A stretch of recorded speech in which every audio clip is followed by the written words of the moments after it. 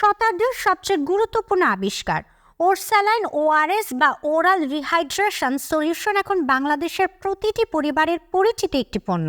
ডায়রিয়ার হাত থেকে বিশ্বজুড়ে লাখ লাখ শিশুর জীবন বাঁচানোর কৃতিত্ব দেওয়া হয় খাবার স্যালাইনকে। সব ওষুধের দোকানেই স্বল্প মূল্যে খাবার স্যালাইন পাওয়া যায়, কিন্তু আমরা কি জানি কলেরা এবং ডায়রিয়ায় খাবার স্যালাইন যেটি প্রতি বছর হাজার হাজার জীবন বাঁচায় তার আবিষ্কারক একজন বাঙালি, নাম তার রফিকুল ইসলাম। আজকের এই ভিডিওতে জানবো ওরস্যালাইন তৈরির আবিষ্কারককে নিয়ে বিস্তারিত।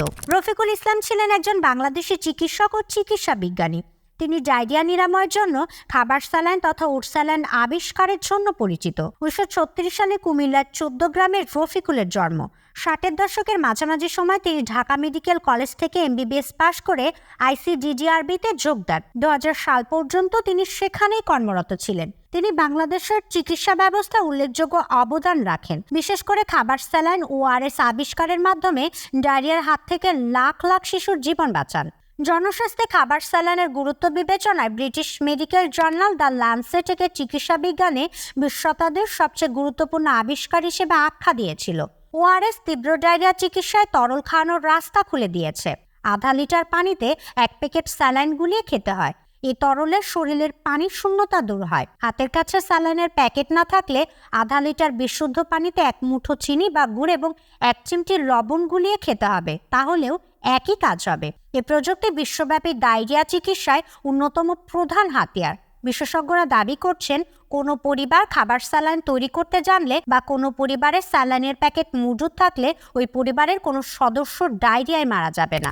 ওআরএস নিয়ে গবেষণা আবিষ্কার মানুষের কাছে পৌঁছানোর কৌশল, মানুষের ওআরএস বানাতে শেখানো, এর সবই হয়েছে বাংলাদেশে।